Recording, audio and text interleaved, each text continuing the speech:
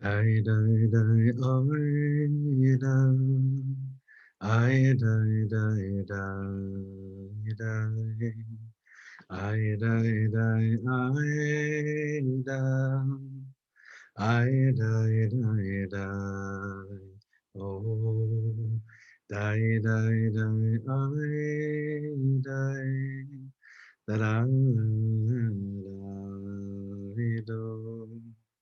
Die, die, die, die, die. Die, die, die, die, die, die. Do, do, do, do, do. I die, die, die, die. Da, my, oh, yo. Da, da, da, da, da, da. Da, da, la, la, li, da. Da, da, da, da, da, do. Die, die, die, oh, die, die, die, die, I. Lord, you fill all worlds and surround all worlds. And Lord, without you, there is no world at all. Lord, you fill all worlds and surround all worlds. And Lord, without you, there is no world at all. I, I, die, die, die, die, do. Die, die, die, oh, do. Die, die, die, die, die, die. ממלא כל העלמין, וסובב כל העלמין, ומבלעדיך אין שום מציאות כלל. Those precious words that are brought down by the Zohar Kadosh. Lord, you fill all worlds, you surround all worlds, and Lord, without you, there is no world at all, is a reality that we're always trying to remember and stick with. And it's a hard, hard job to do. Sometimes you're blessed to be around people that lived that reality. Sometimes they lived that reality because they spent years of deep meditation in forests, or they spend time learning by masters, soul masters. And then sometimes you meet people who, with all the pain, with all the unfortunate reasons behind what led them to be in that place, they were tuned into that place. And I'm sure I speak on behalf of many of Ahava Emunah's friends. I would never speak on behalf of family. I wouldn't even speak on behalf of friends. I could just imagine, though, that many of you probably could resonate with the following, is that especially towards the end, there was a clear reality. God, you fill the whole world, you surround everything, and without you, en klum, there's nothing, there's nothing. To be privileged to have known such a special neshama as Ahava Emunah Lange, Aleh Shalom, something that I don't just not take for granted, please God, but it also always makes me feel like, wait a second, it wasn't just about memories. Yalla, matal saimze. What are you doing with it? Well, I'm honored. I feel, like I said last year, it's an unfortunate privilege to have the opportunity to learn with some of you on her yahrzeit. We know that yahrzeits are departures from this world, but there was a huge reception, a banquet that took place 2 years ago tonight, when Ahava Emunah's precious neshama was escorted back to up there, way up there, with all the righteous people who ever lived. And that's why the gates of her Torah and the gates of her legacy are, Baruch Hashem, accessible to us on a night like tonight more than the rest of the year. But we can make it more accessible to us throughout the year if we really take advantage of it on her yahrzeit tonight. So I'm just, first of all, sending a big hug to the whole family, to David and the kids and all the siblings, and of course to Ava's parents, and wishing a big refuah shlema. We should only know of good news for everyone. And I wanted to talk like I've always tried to whenever thinking about her, is that if a person's name is their essence, then you really got to tune into the essence. And a name like Ahava Emunah, which we know is a name that was her own nevuah, continues to speak volumes and puts us all in the zone of, okay, yalla, let's get our emunah on, let's get our ahava on. And perhaps we'll get to the concept of learning about love a little bit later, but I wanted to focus on dafka and emunah tonight. And of course, these words are very much applicable to the place that we're in during the year right now, which is right before the scheduled fast of Tisha B'Av. That's at least what's scheduled on the calendar. Hashem can do anything. Mibaladecha in shum metziut klal. There's no reality besides yours. So I want to share with you an interesting thought that I've been thinking about a lot based on a teaching I once heard. You know, when you say the word love, to love is a verb. I love, that's a verb, that's an action. And then when you say the word faith, it's almost like it's not a verb, it's almost like this abstract concept, this abstract noun. But really, emunah is very much of faith, and is a verb.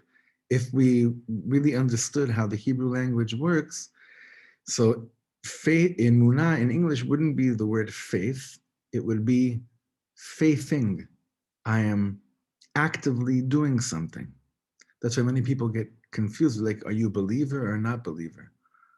No, that's not the question. The question is, are you believing or are you not believing? You could be someone that fully believes in God, but are you believing right now? And that's a different world. You hear the difference, right? I feel like the world that Ahava Emunah left us, the legacy that she leaves for us, is to make sure that our emunah doesn't get translated as faith, but rather faithing. I am actively involved and engaged in this concept called emunah. You know, we see this, I was thinking about this, we see this in a clear lashon in the Megillat Esther. Because they're over there, Mordechai Yehudi, it says about him, it says, Vayehi omen et hadasa, he Esther bat dodo, which can literally mean that he was faithing. He was teaching her emunah. He was teaching his niece. He was teaching Esther Amalka. He was teaching her how to believe. Now, obviously, you can never teach someone how to believe, but you could guide people into the direction of how do you make faith something that's actively going on right now. And when we redefine the concept of emunah and as to something that's actually actively happening right now, we will probably approach this whole dance called Yiddishkeit, this whole dance called the relationship with God in a different way. So the first thing I wanted to share with you is a very simple take from Rav Kook. I think it's always beautiful when we start with Rav Kook, a person of love and faith. Rav Kook Gevalt, he was Ahava Emunah. He was Emunah and Ahava together at one. And he says like this, he has a phrase that I wanted to share with you. He says, what's Emunah? Emunah eina lo regesh velo sechel. Emunah is not necessarily an emotion or an intellect or a thought. It's not mind. So what is it? If it's not thought or if it's not emotion or intellect, he says, Ela gilui atzmi, self-revelation of hayoter yesodi shel mahut haneshama, the most essential,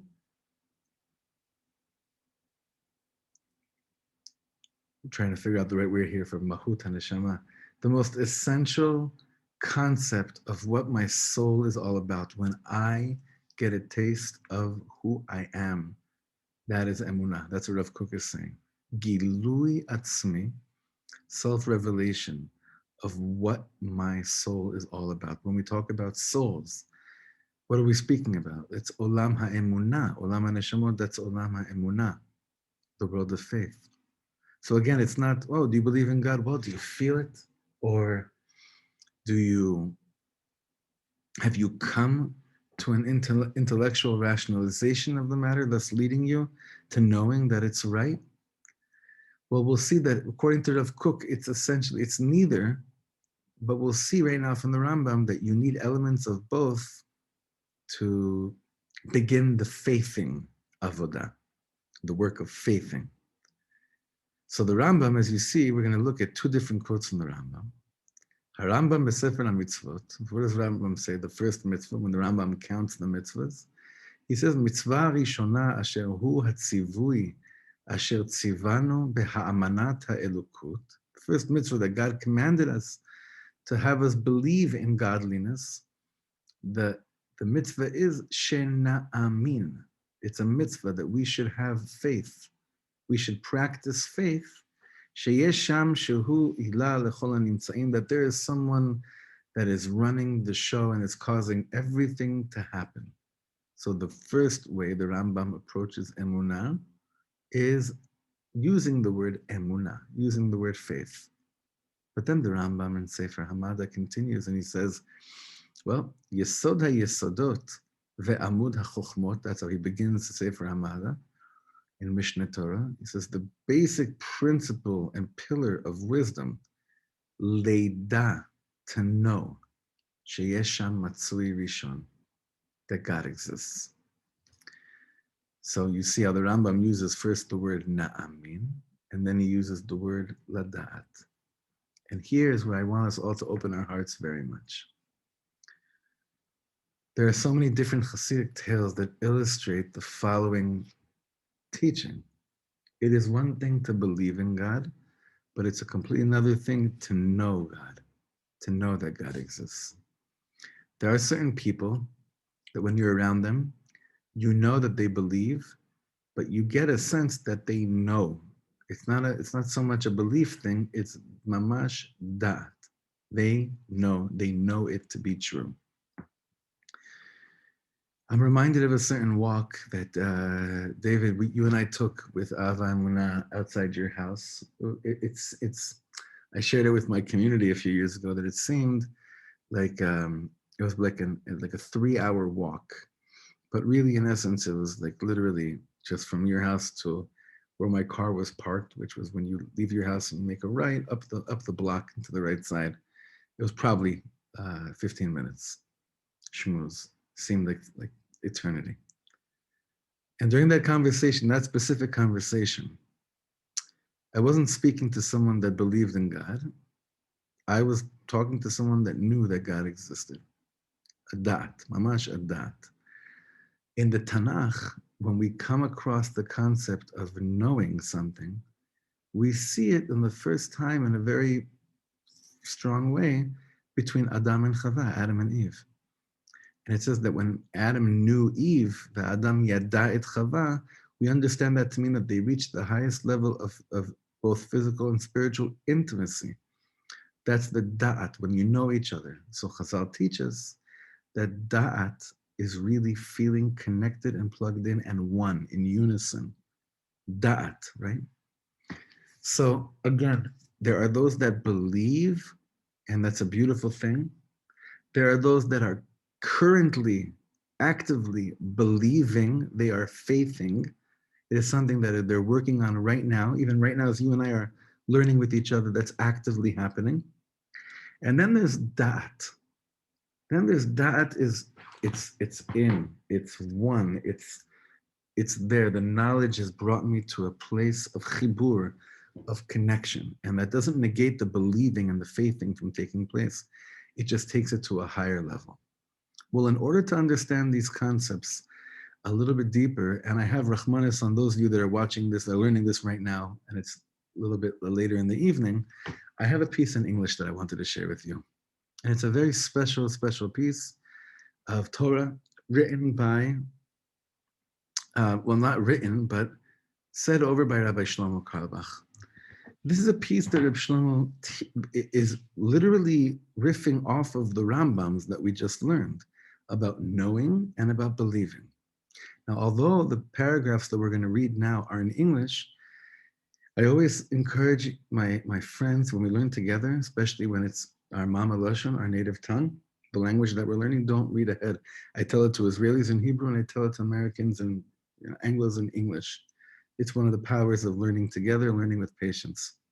So Reb Shlomo says like this: each of us has to know that we're not the first to be created in this world. We were created by the same creator who created the whole world. I'm going to read that line again. Each of us has to know that we are not the first to be created in this world. We were created by the same creator who created the whole world. Now, was there any chiddush, mind-blowing chiddush in this first opening statement? Like he says here, sounds simple, right? But until this knowledge reaches my actual existence, can take forever. Okay, so what do I just want to think about this a little bit out of the box.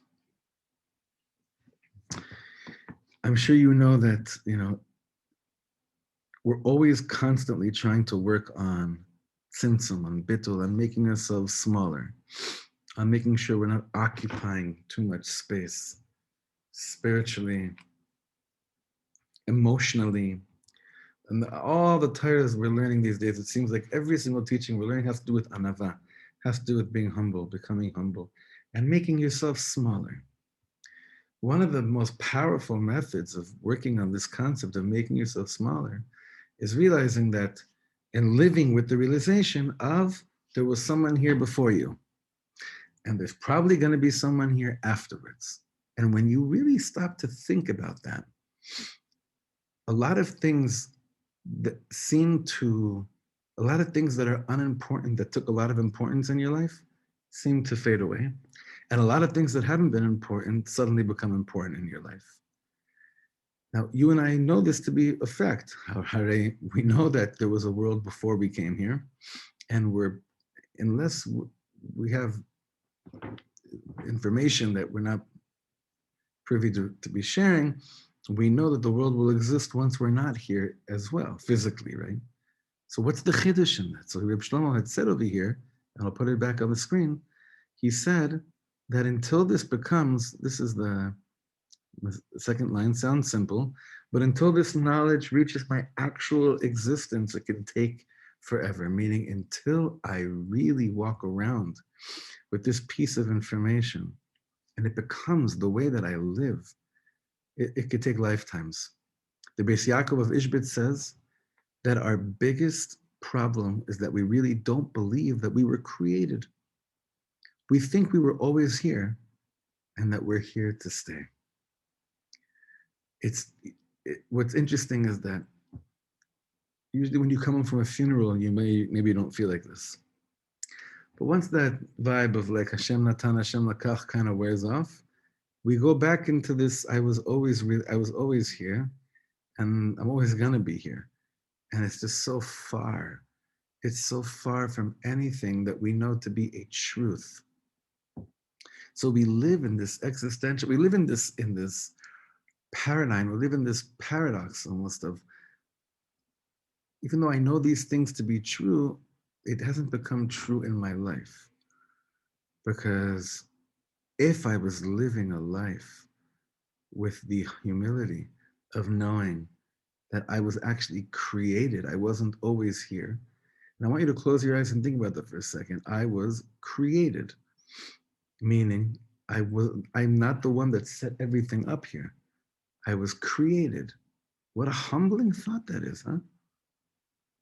I never realized how humbling that thought really is till right now. What a humbling thought. I was created. It puts that so much into perspective. Next paragraph. The Rambam says the foundation of all foundations and the pillar of all wisdom is to first know who you are. You have to know. I'm a creature. I'm not God. I was created. Simple as it is.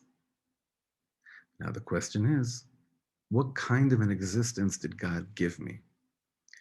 Did he put together some clay and create man? Or did he create me with a part of him? So let's go now, shlav by shlav. We established already that we were created. We didn't make ourselves, and we weren't always here. So now the question is, what do I think about the art of creation? What do I think about the way that Hashem created this world? And I want to just remind you, what we're doing now is we are basically learning Faithing 101.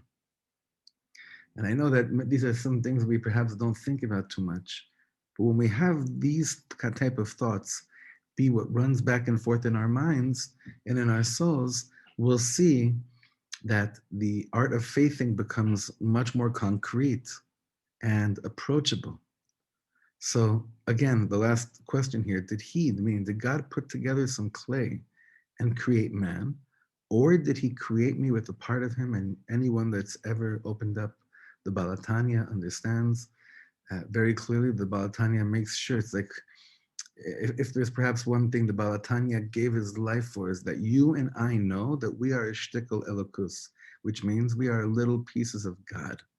We are chelke elokam imal. We are pieces of God, literally, that came from above. It's a piece. I spend my life trying to focus on that piece. I spend my life trying to have that piece represent me. I spend my life trying to look at the world and at other people through those eyes. That's the art of faithing. If I believe that that's how I was existed, I'm going to give everything into that. Ahava Emunah looked through those eyes. Now, one thing I want to say, and I hope everyone's okay with this. Quite often, when someone leaves the world, so there's a thing in Chabad that they never say eulogies. They don't do hespedim, because when a person comes to the up there and has to give a din v'cheshbon, you want to make sure no one's going on and exaggerating and doing things, saying things that are just to what we say lenapeach, like to blow things up, like chametz. Matzah's flat. It's what you see is what you get. Chametz is blown up. Because I'm saying this only because I'm sure, and I actually know this because I spoke to her about Pearl Jam. I forget who else I spoke to, what other music she was listening to. But the point is, I'm certain that Ahava Emunah was human, like all of us, and working on faithing, or not working on faithing. Believing in God, maybe it was more active at certain points, maybe it was less. That's not the point. The point is that when life itself became something that wasn't just a given anymore, there was a button that was turned on, and that button was Emet. And that button is the button that we're working through over here. Like we're saying, the button of Emet that gets turned on at a certain point in life is when I have a hakara, when I realize that I'm a chelek elokam imal. Well, what do I do with that then? And give out what she did with it and what she continues to do with it. So having said that, I want us to now continue inside. We're in the third paragraph. Leida means that I have to know that God created me with the truth of his existence. That's da'at, according to how Rav Shlomo explains the Rambam. Again, leida means that I have to know that God created me with the truth of his existence. You know what kind of a creature I am? It's true that God created me, but he gave me the truth of his existence.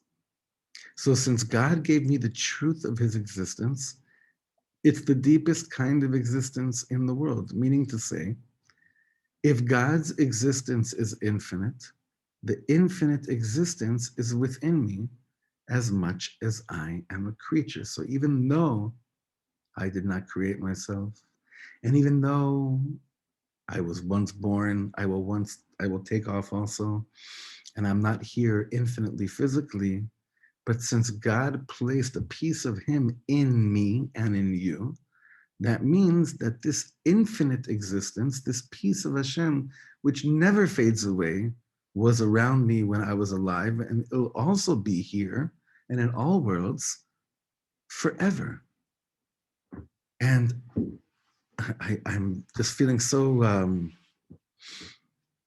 I feel just her presence very, very strong, and I'm saying, those moments that many of us had where there was like such raw realness. So that didn't just happen then. That's always here. That's always going to be here. Like that part that struck us deepest never faded away, because that's the chelik Elokam Imal. That's what he says over here, the truth of God's existence. So even though I'm a creature, even though we're here and we're not here, what part never ever fades away? The part that was most alive. And that's when I focus on the chelik Elokah that's within me. And that Rav Shlomo explains based on the Rambam, that's da'at. That's leida. So look at the second to bottom paragraph. The Baal Shem Tov used to bring the following Gemara. What does a thief do while he's stealing? He's praying to God. Please don't let me get caught. It's true. That's the Alter Rebbe has a whole mimer on this as well. Ganve b'machtarta. I forget the lashon right now, but it's a whole teaching on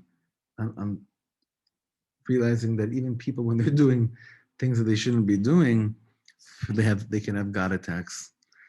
Like even like when a ganav is stealing, he's praying to God, please don't let me get caught. It's true. What does a murderer do while he's pushing the trigger? Please God, I won't do it again, but help me out this time that I shouldn't get caught. Here we see a murderer, the utmost non-godly act in the world, and he believes in God.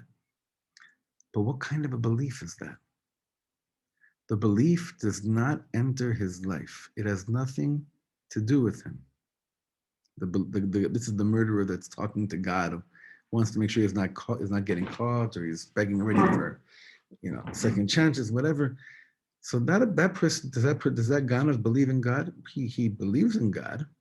He's talking to God. Of course, he believes in God. But what kind of belief is that?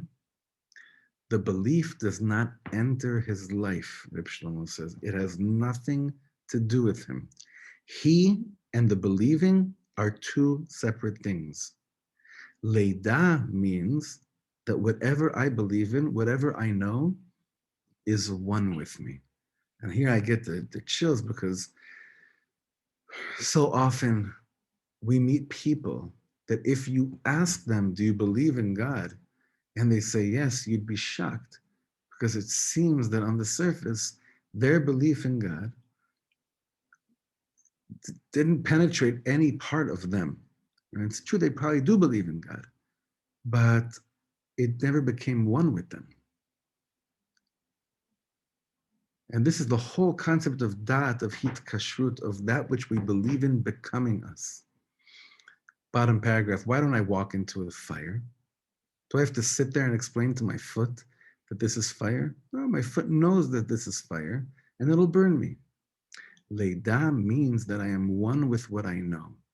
I know it so much that I not only feel it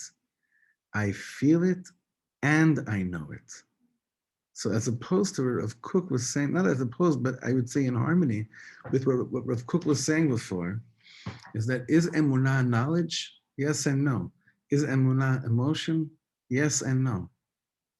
But emunah is really a revelation of what we're made out of who we really, really are. Since God is infinite and there's so many different pieces and parts to the master of the world, in his infinite wisdom, he chose to give each person a piece of himself. Praiseworthy are those that spend their lives trying to figure out what that is. And they take all the advice of righteous people, of tzaddikim, in order to figure out what those pieces are. Alavai, we should be privileged to know what those pieces are. And alavai also, please God, it shouldn't, God forbid, take near-death experiences to turn on that button of saying, you know what, from now on, I'm just going to be discovering the real me. The real me is going to come out. Well, I want to give one eitzah as before we bid farewell. I want to give one strong piece of advice. And I find this to be something that I resort back to all the time, especially when I forget it. And it's really based on a pasuk in Eicha. It says in Eicha that we're supposed to be reading this Motzei Shabbat, Tza'ak libam el Hashem. Their hearts began screaming out to God. So what is the sound of a heart screaming? So Rabbi Nachman says that sometimes you have to scream so loud that no one in the world can hear you. And that's a pretty powerful statement. It's called Za'akat Advama, the screaming of the silent one. But sometimes you have to scream so loud so that only you hear you. And Rabbi Nachman writes in Sichos Haran in the 100 and Kuf Peichet in the 188th piece in Rabbi Nachman's wisdom. Rabbi Nachman says that when you allow yourself to start screaming in your heart, you're faithing. He says that Tza'aka balev be'atzma hi emunah. Because even though you go through all the questions of how could this be, why is it like this, and you can go through all of them, but what stops those thoughts from conquering you is when you allow yourself to scream. But to scream, maybe in the beginning you got to do it like a howling beast in the middle of the night in the forest. But you could also do it when you're surrounded by hundreds of people and no one can hear you, but inside you're roaring. Rabbi Nachman says when you allow yourself to roar deep down inside, you get a much clearer access point to the dreams which Hashem has only for you through that piece of godliness that He placed within you. I don't know what anyone else's Tza'akat Alev sounds like. Because if it's something that I can hear, it's probably not the Tza'akat Alev. Tza'akat Alev, the screaming of the heart, is this gift that Hashem gives just to you. Just to you. I'm sure Ahava Emunah was screaming it. I'm positive about it. Because it's just so clear in everything that we experienced with her, that we were in the presence of someone who was in one with their heart, one with their screaming. And the screaming doesn't necessarily have to mean a traumatic, horrific thing. It's just basically an access point that we get when we allow ourselves to go there. We're there. We know we're there. I would say, how do you know if you started screaming to God? If you don't feel the need to tell anyone about it.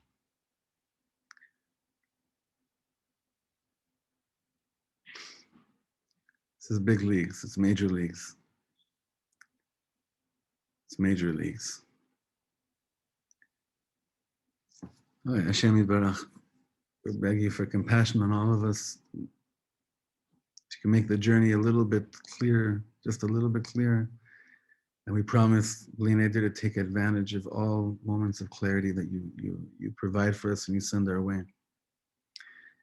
And may we merit to take the Torah that Ahava Emunah left for us. It's Torah. It's a whole Sefer Torah. It's a whole world of Torah. I was talking about this with David the other day and with another new friend, Shira, the other day as well. What Ahava Emunah has brought down to this world, this is a world of, it's a path towards self-discovery and redefining many definitions of faith, love, and godliness and purpose. She left for us her writing, and she left with us her stories, and we should just take advantage of it. And we should stay close to each other. And I'm blessing us all, and please bless me back, that through the act of, through the not the passive act of emunah, but through the most active form of faithing we will find a rhythm in our dance of Emunah that takes on a whole new meaning through these days in the zchut of someone who really, really danced the dance in the most profound way, in the most unimaginable way. And that dance is still teaching every one of us and inviting us all to get our acts together and come onto the dance floor. So much love. Rak tov.